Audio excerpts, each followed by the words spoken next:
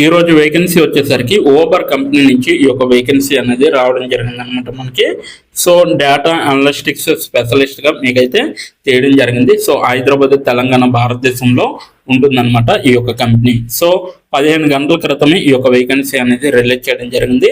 So చూసిన ప్రతి ఒక్కరు కూడా అప్లై చేసుకోవడానికి ట్రై చేయండి. ఎందుకంటే ఇప్పటి వరకు 100 మందికి పైగా దరఖాస్తు పైన క్లిక్ చేసి అప్లై చేసుకోవడం అనేది జరిగింది.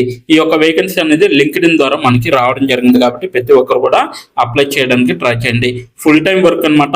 ఎలా అప్లై చేయాలనేది కూడా వీడియో ఎండ్ వరకు చూస్తే మీకు అర్థమవుతుంది కాబట్టి ఎండ్ వరకు చూడండి. మీ ప్రొఫైల్ మరియు రెజ్యూమ్ ఈ ఉద్యోగానికి ఎలా సరిపోతాయి అనేది కూడా ఇక్కడ ఇవ్వడం జరిగింది. సో ఇక్కడ చూడొచ్చు. ఈ ఉద్యోగానికి తగ్గట్టుగా మీరైతే ఒక అప్డేటెడ్ రెజ్యూమ్ అనేది తయారు చేసుకోవాలి. అది కూడా లాస్ట్ 6 మంత్స్ లేదా 3 మంత్స్ లోపు మీరు ఒక అప్డేటెడ్ రెజ్యూమ్ అనేది తయారు చేసుకొని ఉంచుకుంటే చాలా మంచిది అనేసి వీళ్ళైతే చెప్పడం జరుగుతుంది. లేదంటే ఈ ఉద్యోగంపై మీకు ఏ ద్వారా ఆధారిత అంటే సేవలు తీసుకొని మీరు ఒక అప్డేటెడ్ రెజ్యూమ్ అనేది కూడా తయారు చేసుకోవచ్చు. నేను ఈ ఉద్యోగానికి తగిన వాడినా లేదా అనేది ఆలోచించి మీరైతే డైరెక్ట్గా అప్లై చేయొచ్చు. అలాగే ఈ ఉద్యోగం కోసం నన్ను నేను ఎలా ఉత్తమంగా తీర్చిదిద్దుకోగలను అనేది కూడా మీరు ఆలోచించి అప్లై చేసుకోవచ్చు. మీరు సంప్రదించవలసిన వ్యక్తులు చూస్తుంటే ఆంధ్ర విశ్వవిద్యాలయం నుండి పాఠశాల పూర్వ విద్యార్థులు అయితే ఈ యొక్క వేకెన్సీ అనేది రిలీజ్ చేయడం జరిగింది. అలాగే ఉద్యోగం గురించి చూసుకుంటే పాత్ర గురించి ఓబర్లోని కమ్యూనిటీ ఆపరేషన్స్ సంస్థ రైడర్లు, డ్రైవర్లు, తినేవాళ్ళు మరియు కొరియర్లకు ప్రపంచ స్థాయి కస్టమర్ మద్దతును అందించడానికి బాధ్యత వహిస్తుంది అనేసి చెప్పడం జరుగుతుంది.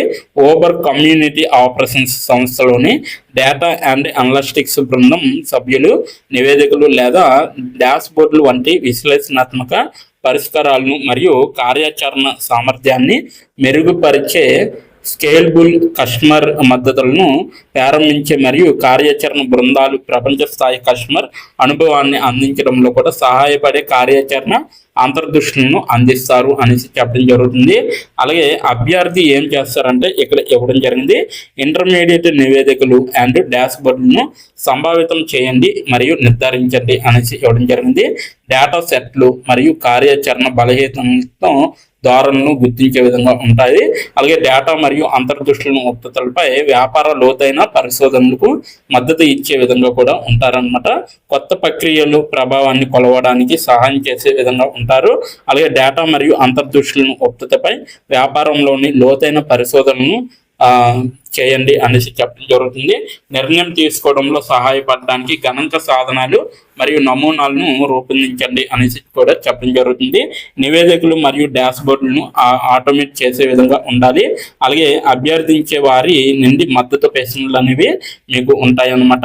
గురువు మరియు శిక్షణ బృంద సభ్యులు అనేవి ఉంటాయి. ప్రాథమిక అర్హతలు కూడా మీకు ఇక్కడ ఇవ్వడం జరిగింది. గణాంకాలు, ఇంజనీరింగ్, గణితం లేదా వ్యాపారానికి అనుగుణంగా కనీసం 6 నెలలు అనుభవం లేదా సమానమైన అధికారిక విద్య, ఇంటర్మీడియట్ లేదా అనలిస్టిక్స్ అనేవి మీకు తెలిసి ఉండాలి. SQL మరియు వెబ్ క్వెరీ నైపుణ్యాలు అనేవి తెలిసి ఉండాలి. ప్రాథమిక ప్రోగ్రామింగ్ నైపుణ్యాలు, అలాగే బలమైన వాటాదారుల నిర్వహణ నైపుణ్యాలు, ప్రాధాన్యత గల అర్హతలు అనేవి తెలిసి ఉండాలి. డేటా విజువలైజేషన్ సాధనాలతో అనుభవం అనేది చాలా అవసరం. టేబుల్లో లేదా పవర్ BI అనేది తెలిసి ఉండాలి. గూగుల్ స్క్రిప్టింగ్తో అనుభవం అనేది మీకు చాలా అవసరం. పైథాన్ లేదా ఆర్తో మీకు అనుభవం అనేది ఉండాలన్నమాట. ఇది మొత్తం ఓబర్ యొక్క నోటిఫికేషన్ డీటెయిల్స్. సో మీకు ఈ యొక్క వేకెన్సీకి మీరు అప్లై చేయాలనుకుంటే నేను కింద నా డిస్క్రిప్షన్ బాక్స్లో మీకు లింక్ అనేది ప్రొవైడ్ చేయడం జరిగింది. అక్కడికి వెళ్ళి మీరు డైరెక్ట్గా అప్లై చేసుకోవచ్చు. ఇప్పుడు ఎలా అప్లై చేయాలో మనం ఈ వీడియో ఎండ్ వరకు చూసి తెలుసుకోవచ్చు అనమాట. ఎక్కడ స్కిప్ చేయకుండా వీడియోని ఎండ్ వరకు చూడండి.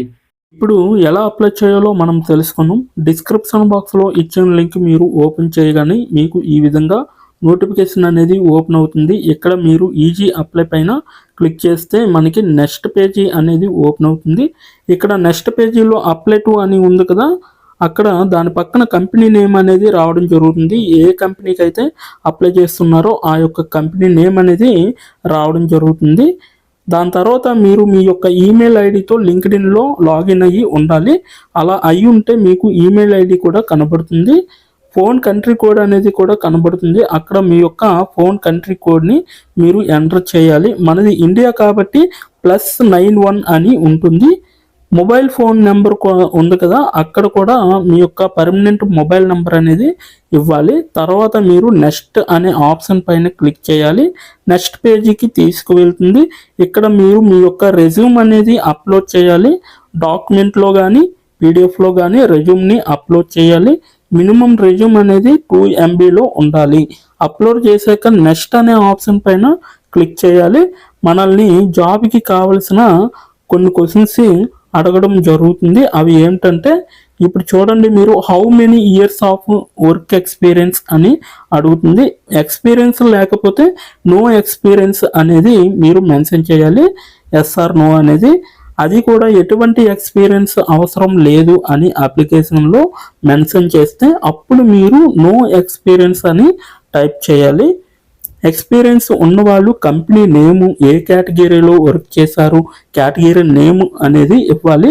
కంపెనీలో ఎప్పుడైతే జాయిన్ అయ్యారో స్టార్ట్ డేట్ అనేది ఇవ్వాలి. మీరు ఎప్పుడు మానివేశారో అంటే ఆ కంపెనీ నుంచి మీరు ఎప్పుడు లీవ్ అయ్యారో ఎండ్ డేట్ కూడా మీరు ఇవ్వాలి.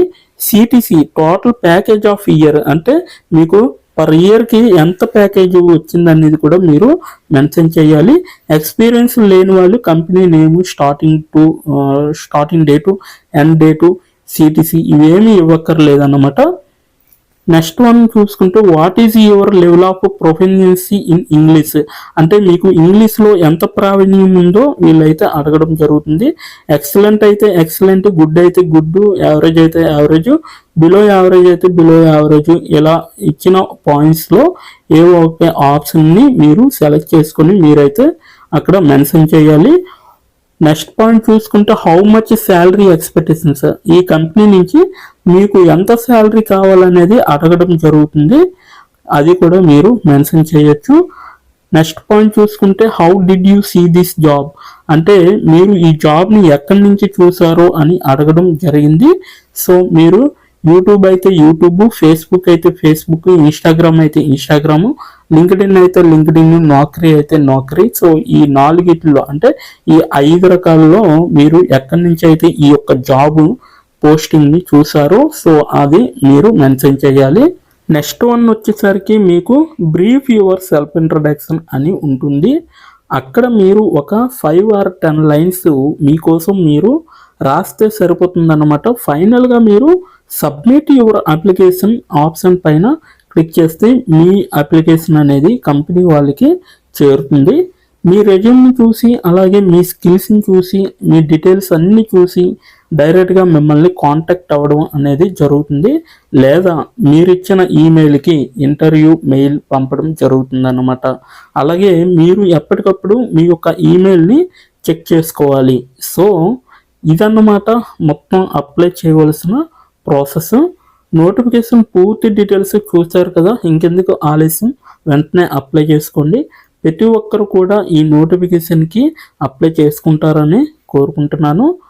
ఇప్పటి వరకు ఈ వీడియోని చూసిన ప్రతి ఒక్కరికి చాలా చాలా థ్యాంక్స్ ఫర్ వాచింగ్.